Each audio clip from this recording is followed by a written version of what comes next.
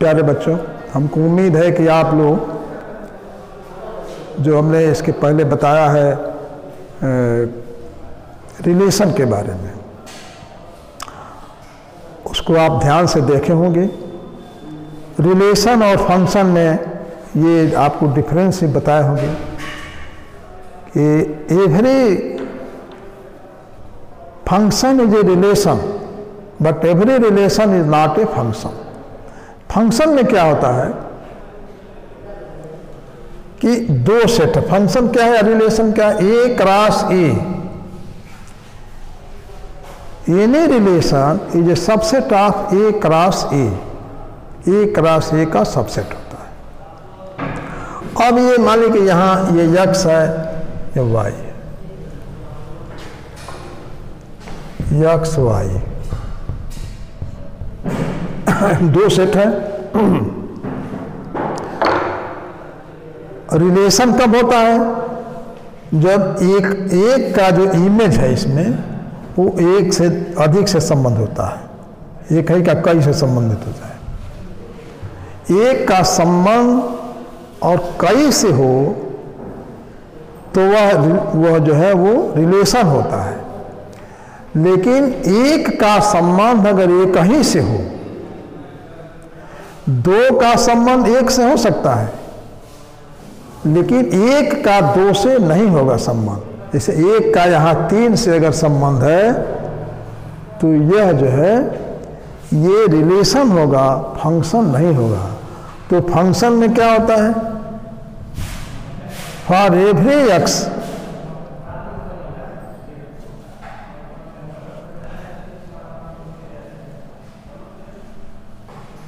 Function में क्या होता है कि यक्स के किसी एलिमेंट का संबंध वाई के किसी विशेष एलिमेंट से होना चाहिए। यक्स के किसी एलिमेंट का संबंध वाई के किसी विशेष एलिमेंट से होना चाहिए। इसका मतलब यह कि हम इसको लिख सकते हैं, F is a function from x to y. F is a function from x to y if for every if x1 x2 belongs to x implies f x1 is equal to f x2।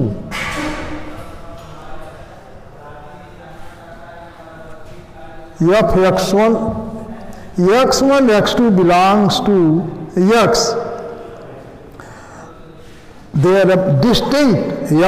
जैसे यहाँ x1 x2 distinct है, अलग अलग है, तो f implies f x1 and f x2 distinct.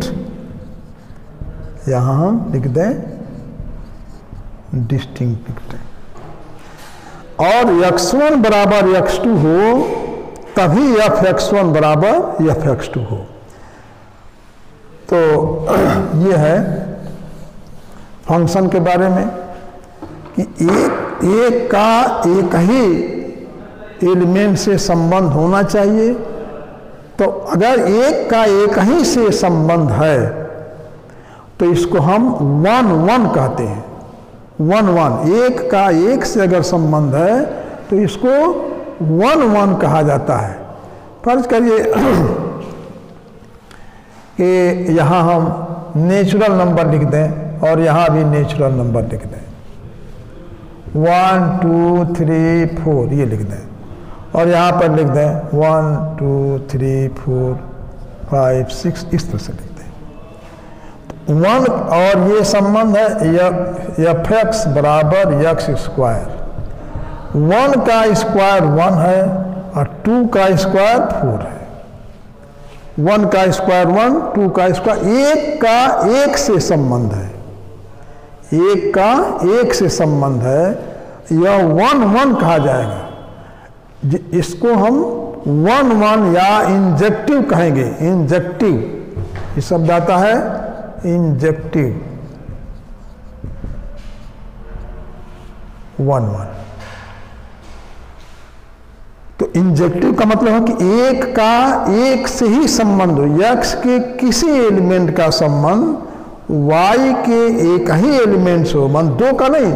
इसमें नहीं कि इसका दो का हो जाए इसका एक से, क्योंकि दो का एक से रहेगा तो भी फंक्शन होगा। आपको होता है जैसे मान लें यहाँ हम लिख दें, यहाँ i लिख दें, ये भी i है। i मैंने इंटीजर, निगेटिव पॉजिटिव सब है, -1 -2 है, 1 है, 2 है। यहाँ लिख दें हम 1 2 3 4, ये सब लिख देखिए। -1 का स्क्वायर 1, अगर यहाँ लिख दें f(x) बराबर x², -1 का स्क्वायर 1 और इस 1 का स्क्वायर भी 1 है। -2 का स्क्वायर 4, 2 का स्क्वायर ये भी 4, 2 का 1 हो गया। इसको 1 1 नहीं कहेंगे, 2 का 1 से संबंध हो गया तो इसको हम 1 1 नहीं कहेंगे, इसको कहेंगे मेनी 1 कहेंगे इसको, क्योंकि 2 का 1 से संबंध हुआ। तो यह संबंध जो है इंजेक्टिव नहीं होगा। This function is not injective, relation नहीं कहेंगे इसको। This function is not injective, क्योंकि ये 2 का 1 से है। जब 1 का 1 से रहेगा तब जाके ये इंजेक्टिव कहा जाएगा कि दिस फंक्शन इज इंजेक्टिव। तो यहाँ पर इंजेक्टिव का मतलब हो गया। और उसके बाद आता है सर्जेक्टिव। सर्जेक्टिव क्या होता है? सर्जेक्टिव होता है, देखिए फंक्शन में ये होता है इसके सभी एलिमेंट्स का प्रतिबिंब y में हो, इसमें कुछ बचना नहीं चाहिए। इसके सभी एलिमेंट्स का इमेज इसमें होना चाहिए। ये फंक्शन की गारंटी, चाहे 1 1 हो, चाहे मेनी 1 हो, कुछ भी हो, या कांस्टेंट फंक्शन हो, कुछ भी हो, इसके सभी एलिमेंट का संबंध इसमें होना चाहिए। लेकिन इंजेक्टिव जब होगा तो एक का केवल एक से ही संबंध होगा। देखिए आपको यहाँ बताया भी चुके हैं, ये इसमें कई का संबंध एक से होता है, ये भी पहले बताया, कई का संबंध एक से हो जाएगा तो यह क्या होगा? कांस्टेंट फंक्शन कहा जाएगा। कांस्टेंट है ये, एक कई का एक से है, ये भी फंक्शन है तो कांस्टेंट हो जाएगा। यहाँ पर एक का एक से रहेगा, इसमें कुछ बचना नहीं चाहिए, जिसका इमेज 9 हो इसमें। इसके सभी अंक जैसे 1 2 3 4 लिखते हैं, 1 का स्क्वायर 1, 2 का स्क्वायर 4, 3 का 9, 4 का 16, क्योंकि नेचुरल नंबर तो there are many numbers, infinite numbers in the x and in the y। कुछ बच सकता है इसमें जो है कुछ बच सकता है, जैसे 2 इसका किसी का स्क्वायर नहीं है, 3 किसी का स्क्वायर नहीं है, इसे बच सकता है, कोई बात नहीं। लेकिन यह इंजेक्टिव कहा जाएगा। अब सर्जेक्टिव क्या होगा? सर्जेक्टिव होता है इसके सभी एलिमेंट्स इसके किसी न किसी से संबंधित होना चाहिए। इसके जितने एलिमेंट हैं सबका संबंध किसी न किसी से हो, इसमें तो सब होना ही है, लेकिन इसमें कुछ जैसे यहाँ बच गया है, ये बचना नहीं चाहिए। इसके सभी एलिमेंट का संबंध इसमें किसी न किसी से होना चाहिए। ये होता है, ये सर्जेक्टिव होता है। मानो 1 ऑन टू होना चाहिए। If relay onto, into और ऑन टू, इस रिलेशन इज इनटू 1 1 इनटू कहा जाएगा इसको। एक का एक इनटू माने देखिए 2 बच गया, 3 बच गया, 5 बच गया, 6 बच गया, 7 बच जाएगा, 8 बच जाएगा, ये सब बच जाएंगे। तो ये कहा जाएगा एक का, देखिए एक का एक से संबंध है, एक का एक से संबंध है, लेकिन ये इनटू रिलेशन है, क्योंकि 2 किसी का स्क्वायर नहीं है, 3 का किसी का स्क्वायर नहीं है, 5 किसी का स्क्वायर नहीं है, 6 के और तमाम है। तो ये दिस रिलेशन इज इनटू। अब ऑन टू कब होगा? ऑन टू जब हो जाएगा वही अगर हम ये लिख दें, केवल आई लिख देते हैं, देखिए यहाँ हम आई लिख देते हैं, यहाँ भी आई लिख देते हैं, इंटीजर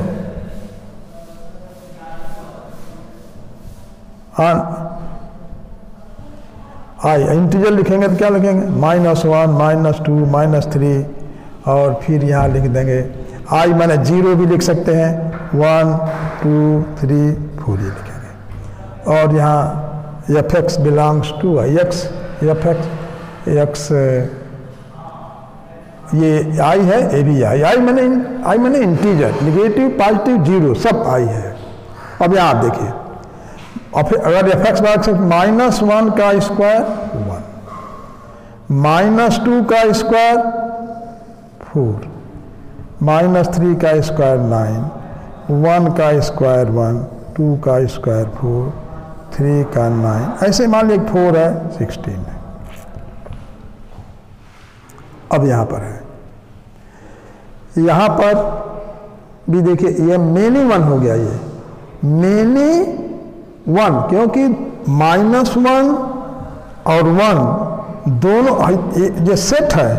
ये -1 को 2 बार नहीं लिखेंगे, 1 को ये वहाँ चला जाएगा, या 2 बार अब नहीं लिखा जाएगा, 4 रह जाएगा 9 रह जाएगा। सेट में विशेषता है, देखिए सेट किसे, ये सब सेट है और सेट में क्या है, जैसे 1 2 3 ये लिखें और यहाँ लिखें 1 1 2 3 4 4 ये सब लिखें।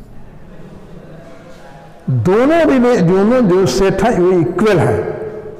ये दोनों भले ही इसमें 1 कई बार आया है 4 कई बार आया है, लेकिन ये दोनों सेट जो है इक्वल है।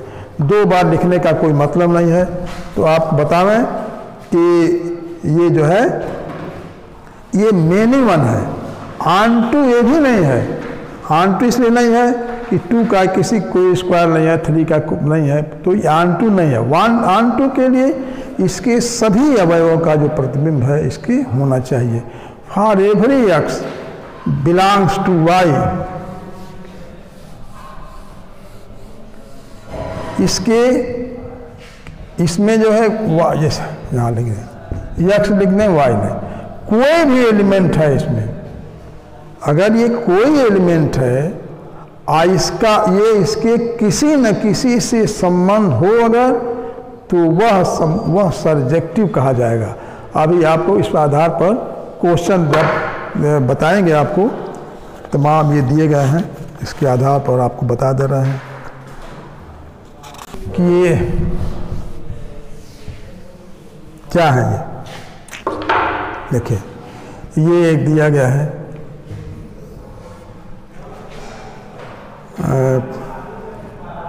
1a 2 ये b दिया गया है 2b 3 है a b c d और a b c d और थोड़ा छोटा लिख दें।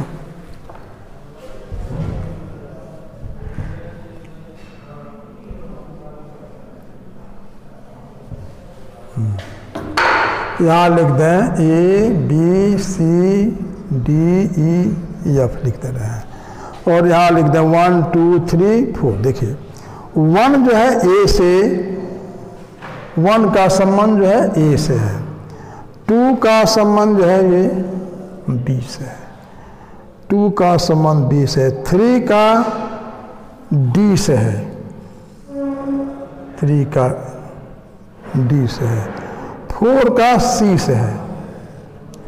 अब इसको बताना है कि इंजेक्टिव है कि सर्जेक्टिव है। इंजेक्टिव एक का देखिए एक ही से संबंध है 1 1 1 1, एक का एक से है, ऑन-टू नहीं है, इसलिए कि इसमें 2 ठो बच जा रहा है, तो सर्जेक्टिव नहीं है ये, लेकिन इंजेक्टिव है, एक का एक से संबंध है। पुनः दूसरा उदाहरण देखिए, दिस इंजेक्टिव, ये इंजेक्टिव फंक्शन है ये, लेकिन इंजेक्टिव है ये, 1 1 है। और आप देखें इसको, एक रिलेशन F2 है,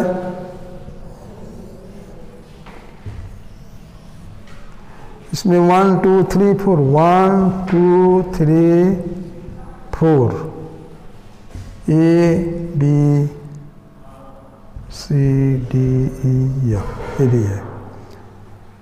1 2 दोनों का ये 20 है,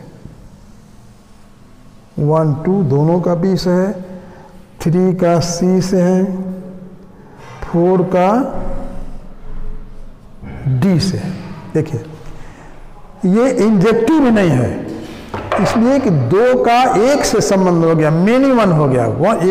यहाँ तो है 1, लेकिन हम पूरे सेट का देखेंगे। 2 का 1 से संबंध हो गया, therefore this relation is not, this function is not injective. और सब्जेक्टिव इसलिए नहीं है कि कुछ इसमें बच भी जा रहा है, इसलिए रिलेशन जो है वो सब्जेक्टिव भी नहीं है। तो न इंजेक्टिव है और न सब्जेक्टिव है।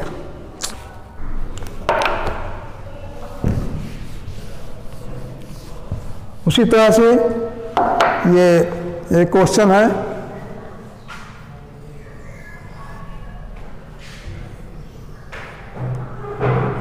यहाँ भी 1 2 3 4 दिया गया है, A B C, A B C, 1 A, 2 A, 3 B और 4 का सी। अब बताइए 1 1 नहीं है, मेनी वन है, यानी इंजेक्टिव नहीं है।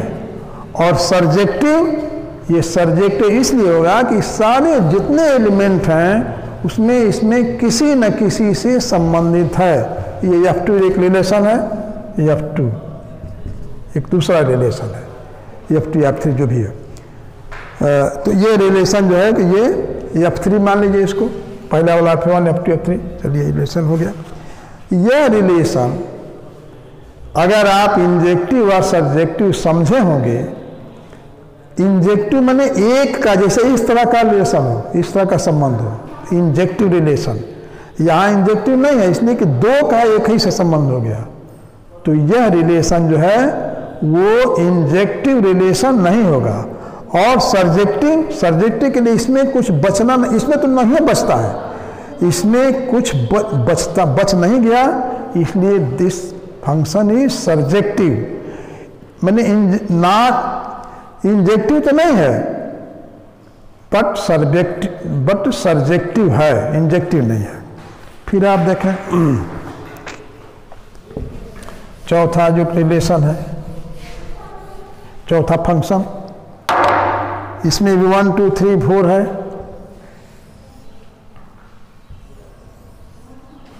1 2 3 4, मान लें कि F4 F4 है, F4 is a function from, मान लीजिए कि ये x1 है और ये x2 है।